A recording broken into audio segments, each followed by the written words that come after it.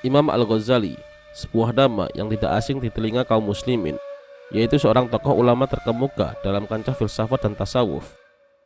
Beliau memiliki pengaruh dan pemikiran yang telah menyebar ke seantero dunia Islam.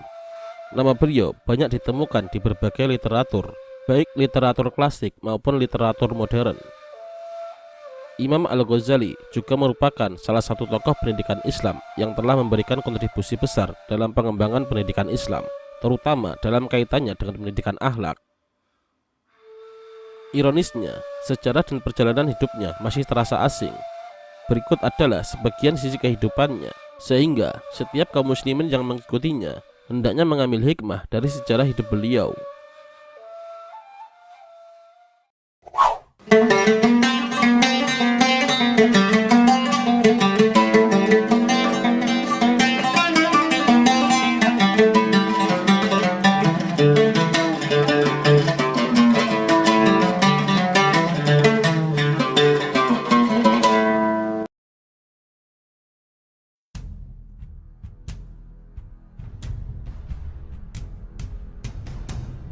Nama lengkap Imam Al-Ghazali adalah Abu Hamid Muhammad bin Ahmad Al-Ghazali.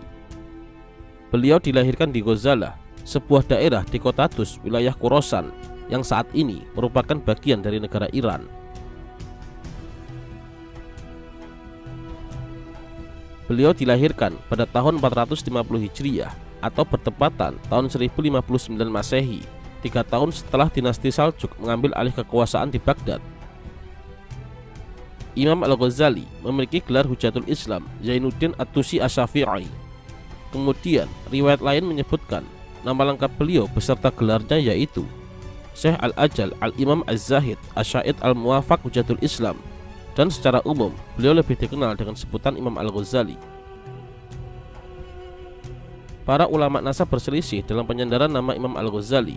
Sebagian mengatakan bahwa penyandaran nama Al-Ghazali mengacu pada daerah Ghozalah di Tusi, yaitu tempat kelahiran beliau. Dan sebagian lagi mengatakan penyandaran nama Al-Ghazali mengacu pada mata pencaharian dan keahlian keluarganya, yaitu menenun, sehingga nisbatnya ditasydid Al-Ghazali. Demikian merupakan pendapat Ibnu Asir serta Imam An-Nawawi.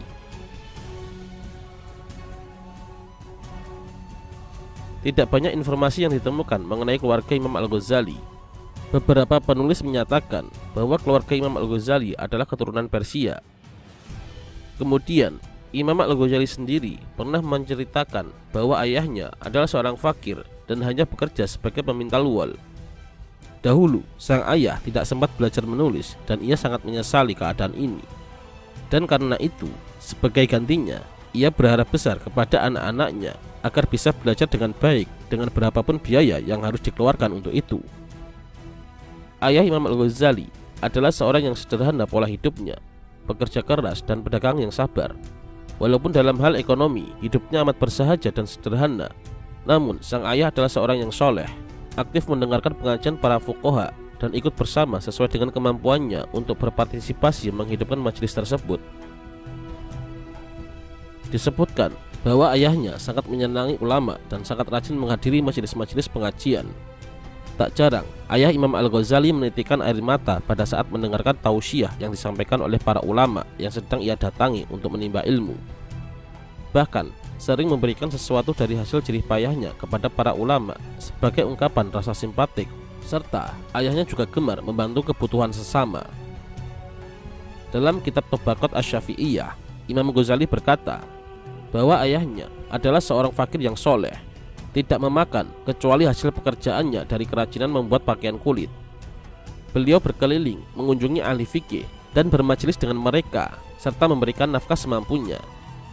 Apabila mendengar perkataan mereka, yaitu ulama para ahli fikih, ayahnya menangis dan berdoa memohon diberikan anak yang faqih. Apabila ayahnya hadir di majelis ceramah nasihat, ayahnya juga menangis dan memohon kepada Allah Ta'ala untuk diberikan anak yang ahli dalam ceramah nasihat. Kiranya Allah mengabulkan kedua doa ayah Imam Al-Ghazali tersebut. Imam Al-Ghazali tumbuh menjadi seorang yang faqih dan saudaranya Ahmad menjadi seorang yang ahli dalam memberi ceramah nasihat. Namun amat disayangkan usia ayahnya tidak memberikan kesempatan kepadanya untuk menyaksikan keberhasilan anak-anaknya tersebut sesuai dengan doanya, yaitu menjadi seorang ulama yang masyhur di kalangan umat Islam. Sementara itu, sejarah tentang ibunya tidak banyak orang yang mengetahuinya.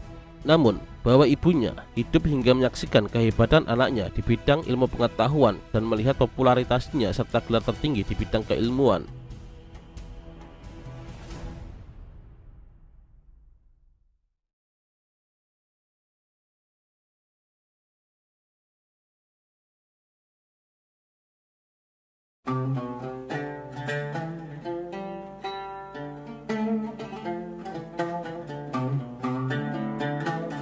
Imam Al-Ghazali sejak kecil dikenal sebagai seorang pribadi yang cinta terhadap ilmu pengetahuan. Sebagaimana yang dikatakan oleh Imam Al-Ghazali sendiri, sesungguhnya kehausan untuk menyelami hakikat segala sesuatu merupakan kebiasaan sejak dini. Sifat ini merupakan fitrah yang dikaruniakan oleh Allah kepadaku, bukan pilihan atau karena usahaku sendiri, sehingga aku terbebas dari segala taklid dan kepercayaan warisan, sementara usiaku masih muda. Pendidikan pertama kali yang didapat oleh Imam Al-Ghazali berasal dari lingkungan keluarganya sendiri. Dari keluarganya, Imam Al-Ghazali mulai belajar Al-Quran. Sang ayah selalu menanamkan nilai-nilai keagamaan terhadap Imam Al-Ghazali sejak dini. Kemudian, menjelang ayah Imam Al-Ghazali wafat, ayahnya menitipkan Imam Al-Ghazali beserta adiknya Ahmad kepada seorang sufi yang bernama Ahmad ibnu Muhammad Al-Radiskani, yang mana sufi ini adalah sahabat ayahnya sendiri. Ayahnya juga menitipkan sedikit harta kepada sufi tersebut, seraya memberikan sebuah wasiat. Saya sangat menyesal karena tidak belajar menulis. Saya berharap untuk mendapatkan apa yang tidak saya peroleh itu melalui dua putraku ini. Dari sinilah awal mula pencarian ilmu seorang Imam Al-Ghazali. Beliau dirawat dan dididik oleh sufi sahabat ayahnya dengan baik. Namun, pendidikan yang diberikan tidak berlangsung lama. Hingga pada suatu hari, harta titipan yang diberikan ayahnya habis, dan sufi tersebut tidak mampu lagi untuk memberikan makan kepada Imam Al-Ghazali dan adiknya Ahmad. Maka dengan sangat terpaksa, mereka berdua dimasukkan ke sebuah madrasah yang menanggung biaya hidup bagi para muridnya. Di madrasah inilah Imam Al-Ghazali bertemu dengan Yusuf Al-Nashad, seorang guru sufi kenamaan pada saat itu. Dan di sini pula sebagai titik awal bagi perkembangan intelektual dan spiritualnya, yang kelak akan membawanya menjadi seorang ulama besar yang berpengaruh dalam perkembangan pemikiran Islam. Pada awal belajar di madrasah tersebut, Imam Al-Ghazali beserta adiknya mula-mula belajar fikih madzhab Syafi'i dan teologi atau ilmu tauhid yang berpaham Asy'ariyah dari seorang guru yang bernama Ahmad bin Muhammad Az-Zarqani At-Tusi. Selama belajarnya di madrasah ini, Imam Al-Ghazali juga belajar tentang riwayat para wali dan kehidupan spiritual mereka, menghafal syair-syair mahabbah atau cinta kepada Allah, serta tafsir Al-Quran dan Sunnah. Dengan penuh ketekunan, Imam Al-Ghazali belajar kepada gurunya, sehingga perkembangan intelektual dan spiritual Imam Al-Ghazali tumbuh dengan sangat pesat. Kemudian antara tahun 465 sampai 470 Hijriah, Imam Al-Ghazali pergi ke Mazandaran, sebuah daerah yang terletak di kota Jurjan, untuk melanjutkan studinya dalam bidang fikih di bawah bimbingan Abu Nasr Al-Ismaili selama 2 tahun. Kala itu usianya belum mencapai 20 tahun. Di madrasah ini, selain belajar ilmu agama, Imam Al-Ghazali juga giat mempelajari bahasa Arab dan bahasa Persia, serta belajar dasar-dasar usul fikih. Tidak diketahui dengan jelas berapa lama Imam Al-Ghazali berada di Jurjan. Namun setelah itu, beliau kembali ke kota kelahirannya selama 3 tahun untuk mengkaji ulang hasil pelajarannya di Jurjan, sehingga beliau dapat menguasai pelajaran itu dengan baik. Setelah itu, beliau hijrah ke Naisabur untuk melanjutkan belajarnya dan masuk ke Madrasah Nizamiyah yang dipimpin oleh Imam 2 kota, yaitu Imam Al-Haramain Al-Juwaini, yang merupakan seorang ulama besar ahli fikih madzhab Syafi'i serta ahli ilmu kalam Al-Asy'ari pada masanya. Dari Imam Al-Juwaini, Imam Al-Ghazali memperoleh ilmu kalam dan ilmu mantik. Berkat ketekunan dan kerajinan yang luar biasa dan kecerdasannya yang tinggi, maka dalam waktu yang tidak lama, Imam Al-Ghazali menjadi ulama besar dalam mazhab Syafi'iyah yang beraliran teologi Asy'ariyah. Bahkan, Imam Al-Ghazali sempat menuliskan karya pertamanya dalam bidang fikih, yaitu yang tertuang dalam kitab Manqul fil Ilmi Al-Usul. Kemudian di madrasah ini pula Imam Al-Ghazali pernah belajar teori dan praktik tasawuf kepada Abu Ali Al-Fadl Ibnu Muhammad Ibnu Ali Al-Farmadi, seorang tokoh sufi yang berasal dari Tus dan merupakan murid dari tokoh sufisme Naisabur, yaitu Al-Qushairi. Imam Al-Ghazali mempelajari ilmu ini dari segi teori dan dia upayakan untuk mempraktekannya. Dengan demikian, selama Imam Al-Ghazali di Madrasah Nizamiyah Naisabur, beliau benar-benar menjadi seorang intelektual dengan menguasai berbagai bidang ilmu pengetahuan yang berkembang kala itu, terutama persoalan madzhab-madzhab, yaitu perbedaan pendapatnya, perbantahannya, teologinya, usul fikihnya, logikanya, dan filsafat maupun hal-hal yang berkaitan dengannya, serta menguasai berbagai pendapat cabang ilmu tersebut. Ditambah pula dengan kemampuannya dalam mendiskusikannya bersama para intelektual lainnya, serta menuliskannya dalam bentuk karya tulis ilmiah. Bahkan karena kecerdasannya, Imam Al-Ghazali digelari gurunya Imam Al-Juwaini dengan sebutan Bahr Al-Mughriq, yaitu samudra yang menenggelamkan. Karena prestasinya tersebut, dengan tidak ragu Imam Haramain Al-Juwaini mengangkatnya sebagai guru atau dosen di berbagai fakultas pada Madrasah Nizamiyah Naisabur. Bahkan Imam Al-Ghazali sering menggantikan gurunya dikala gurunya berhalangan hadir, baik untuk mewakilinya dalam memimpin ataupun menggantikannya dalam mengajar.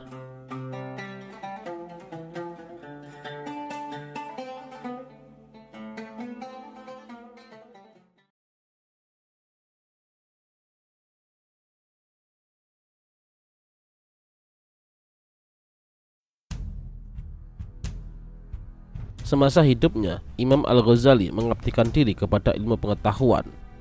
Berkat kecerdasannya, pada usia yang tergolong masih muda, yaitu 25 tahun, Imam Al-Ghazali diangkat menjadi dosen di Madrasah Nizamiyah. Walaupun kemasyhuran telah diraih oleh Imam Al-Ghazali, beliau tetap setia terhadap gurunya Imam Al-Juwaini sampai dengan wafatnya pada tahun 478 Hijriah. Sebelum gurunya wafat, gurunya tersebut memperkenalkan Imam Al-Ghazali kepada Nizam Al-Mulk. Nizam Al-Mulk dalam sejarah Islam terkenal sebagai seorang negarawan Islam yang amat berjasa dalam memajukan perkembangan pendidikan Islam. Ia adalah seorang Perdana Menteri atau Wazir dari Sultan Malik Shah Daulah Bani Seljuk yang berdarah Persia. Madrasah-madrasah yang dibangunnya dan dibiayainya dinamakan Madrasah Nizamiyah. Madrasah-madrasah tersebut tersebar di seluruh negeri dalam wilayah Daulah Bani Seljuk, yaitu di Baghdad, Naisabur, Asfahan, Basrah, Mosul, dan beberapa tempat lainnya. Setelah gurunya Imam Al-Juwaini wafat, Imam Al-Ghazali meninggalkan Naisabur menuju ke Muaskar untuk bertemu dengan Perdana Menteri Nizam Al-Mulk. Imam Al-Ghazali kemudian diminta untuk memberikan pengajian tetap sekali dalam 2 minggu di hadapan para pembesar dan pakar intelektual.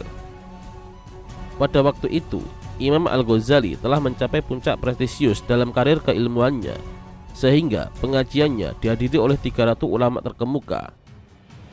Melalui corak berpikir yang brilian dan kemampuan argumentasi yang kuat, serta karya-karyanya membuat dikenal luas di kalangan masyarakat, dan bahkan membuat kagum Perdana Menteri Nizam Al-Mulk, sehingga dirinya diangkat menjadi guru besar atau rektor di Madrasah Nizamiyah pada tahun 484 Hijriah, yang ketika itu Imam Al-Ghazali masih berusia 34 tahun.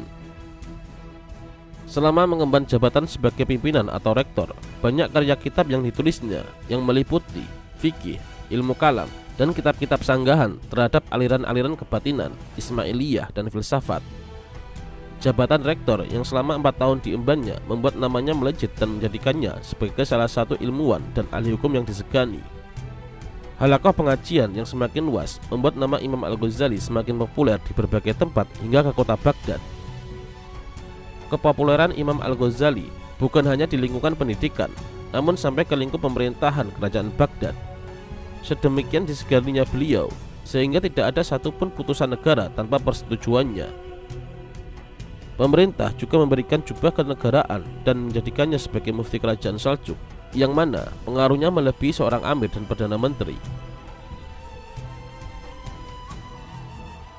Di sela-sela kegiatannya dalam mengajar, Imam Al-Ghazali juga berkesempatan untuk mempelajari filsafat secara mendalam, sehingga kurang dari 2 tahun dia sudah menguasai segala aspek filsafat Yunani, terutama filsafat yang telah diolah oleh filosof muslim seperti Al-Farabi, Ibnu Sina, Ibnu Miskaweh, dan lain sebagainya.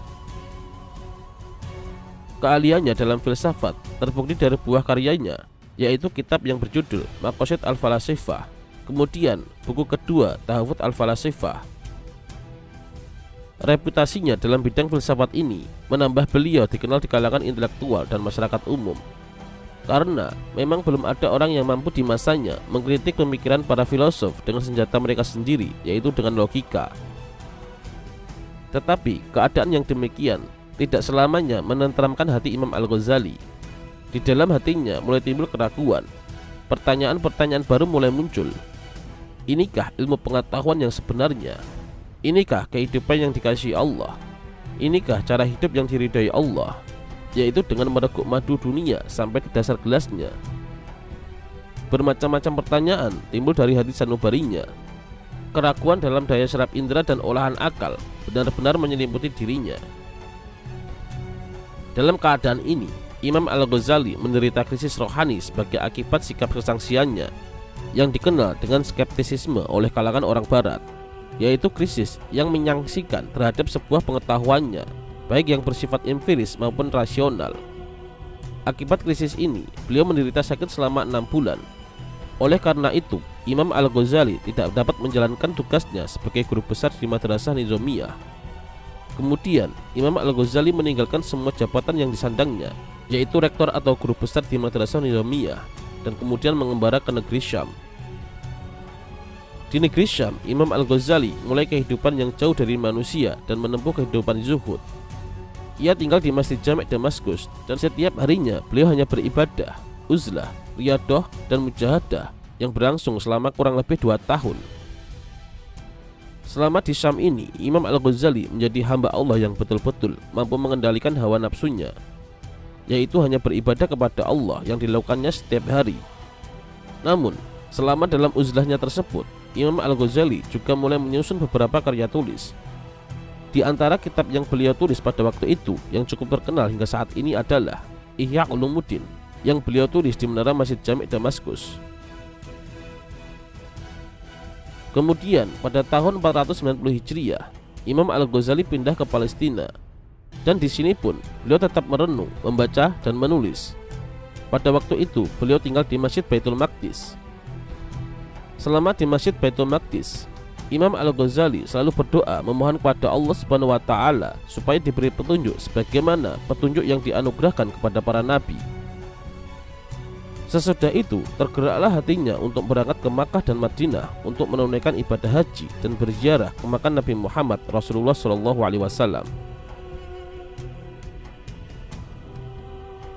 Setelah kurang lebih selama 10 tahun dalam pengembaraannya, Imam Al-Ghazali pulang kembali ke Naisabur, dan kemudian beliau diminta oleh Fakhru Al-Mulk, yaitu putra Nizam Al-Mulk, untuk mengajar dan memimpin kembali Madrasah Nizamiyah.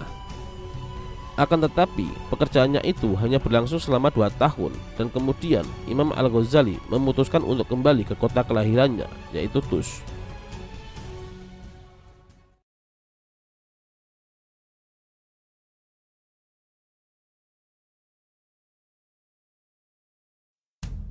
Pemikiran seseorang biasanya juga dipengaruhi oleh lingkungan. Begitu juga dengan Imam Al-Ghazali yang lahir pada abad ke-11 Masehi, yang corak pemikirannya juga dipengaruhi oleh keadaan lingkungan sekitarnya pada saat itu. Pada waktu itu, keadaan politik di Timur Tengah, yakni pada abad ke-11 Masehi, sedang kurang kondusif. Hal ini ditandai dengan terpecahnya peta perpolitikan dalam wilayah Daulah Abbasiyah 3 tahun sebelum Imam Al-Ghazali lahir, yaitu pada tahun 1055 Masehi. Di saat itu, lahir beberapa faksi yang berakar dari perbedaan mazhab kalam. Di antaranya yang berkembang adalah aliran Murji'ah, Syiah, dan Sunni atau Ahlussunnah.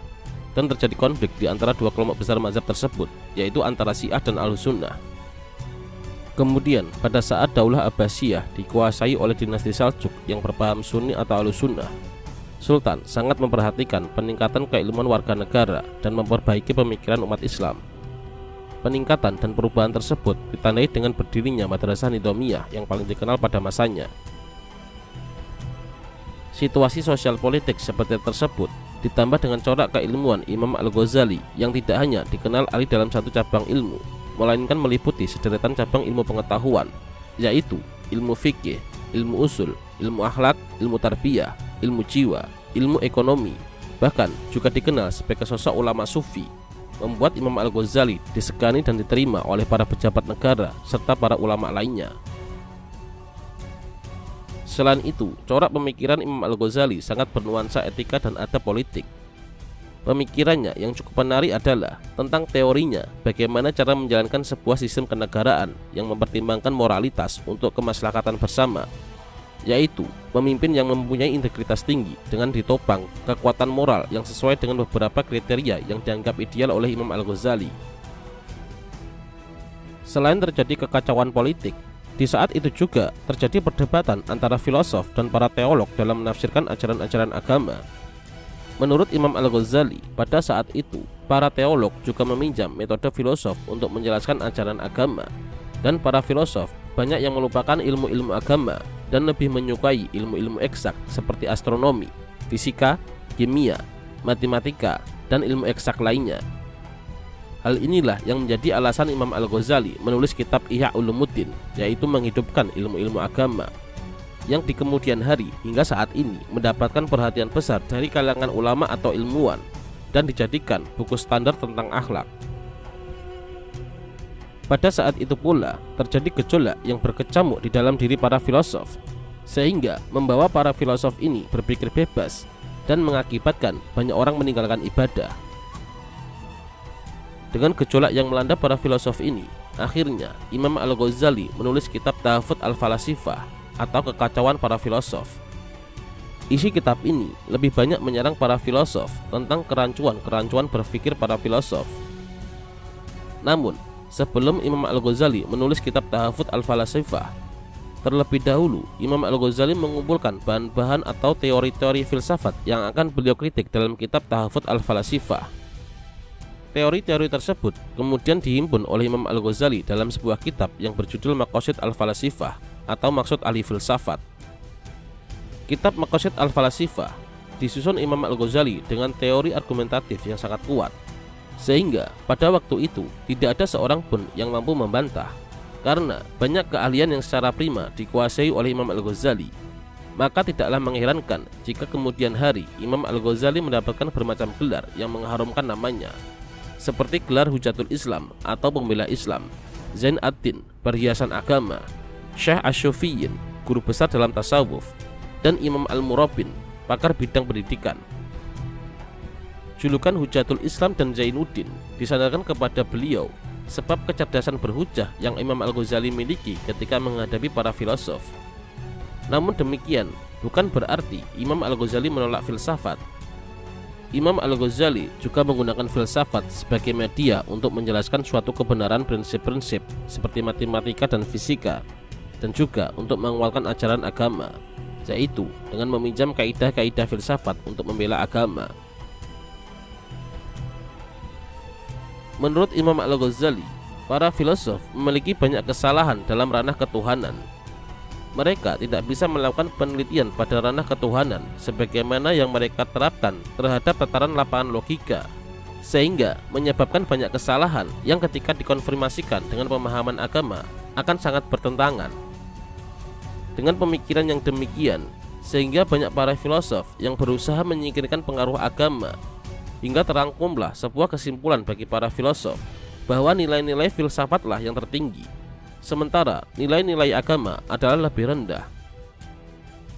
Melihat sekian banyak masalah yang dibahas, Imam Al-Ghazali menganggap tidak semua dari masalah dari para filosof tersebut menyebabkan kekafiran.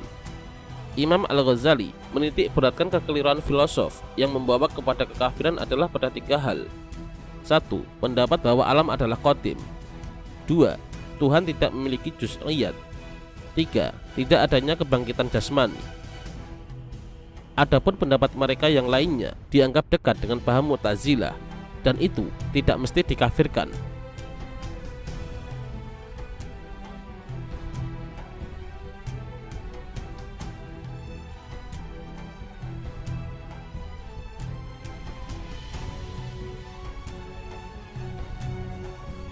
Imam Al-Ghazali adalah seorang pemikir Islam yang dalam ilmunya dan mempunyai nafas panjang dalam karangan-karangannya.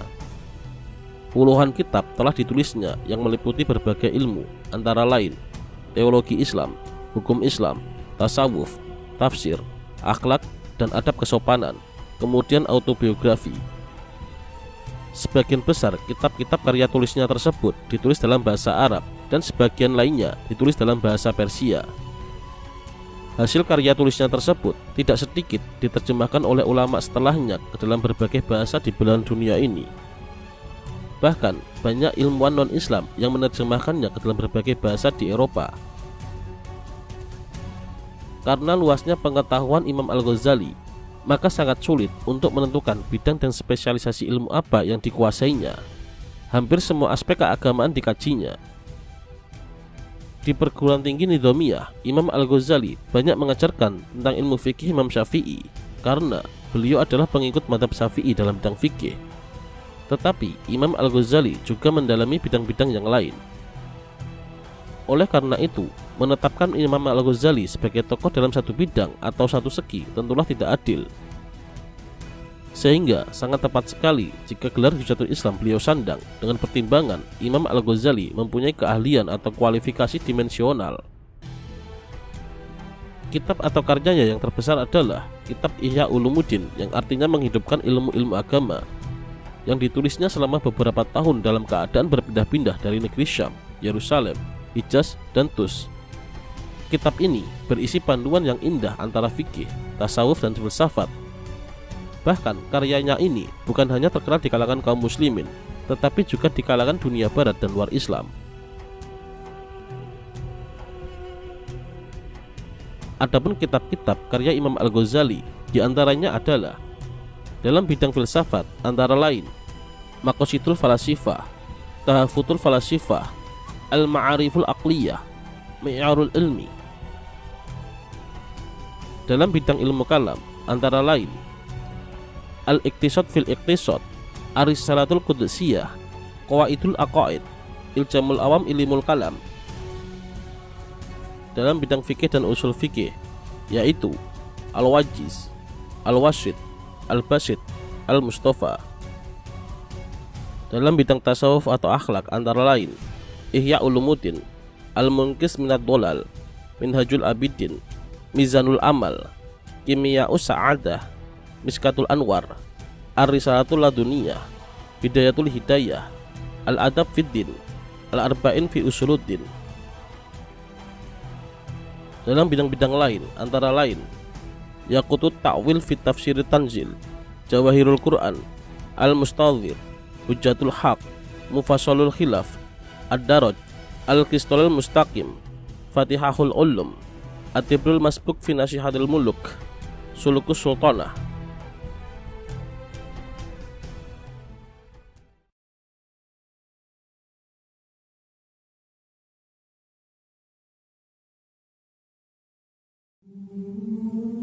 Setelah kembali mengajar dan memimpin madrasah Nizamiyah selama 2 tahun, Imam Al-Ghazali akhirnya kembali ke tempat kelahirannya, yaitu kota Tus.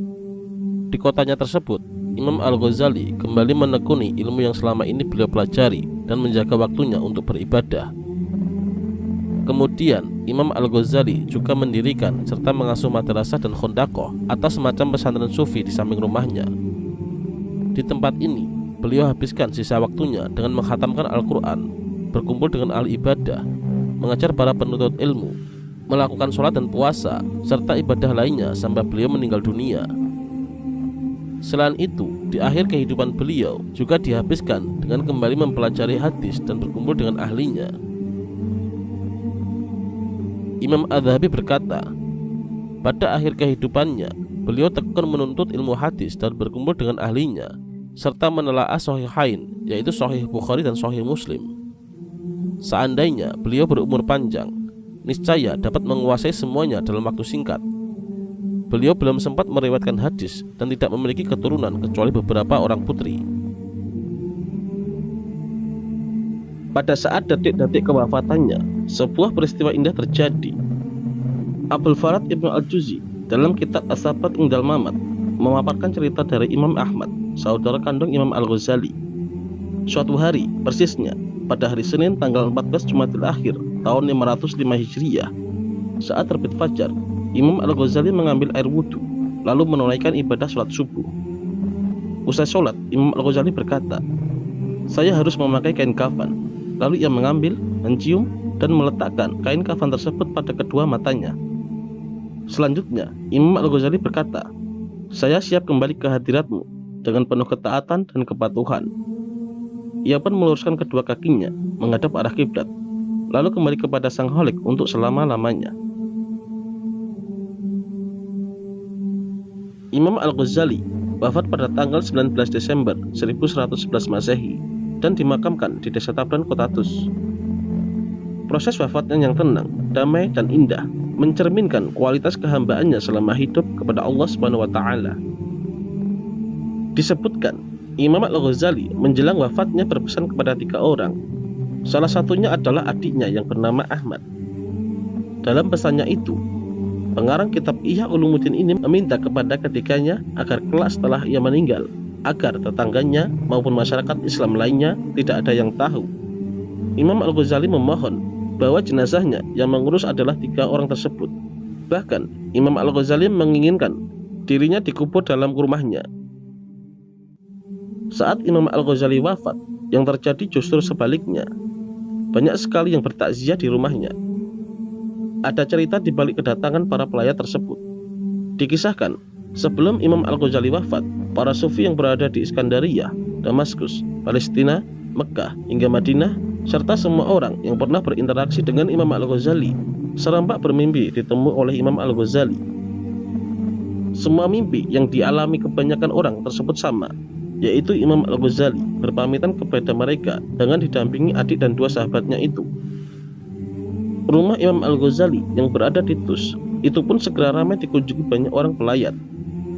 Banyaknya pentakziah tersebut membuat tetangga Imam Al-Ghazali kaget.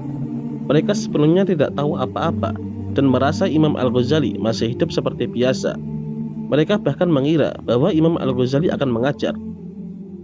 Setelah mendengar bahwa banyak para pentakziah yang datang dari luar kota, tetangga-tetangga Imam Al-Ghazali baru sadar bahwa Imam Al-Ghazali telah wafat.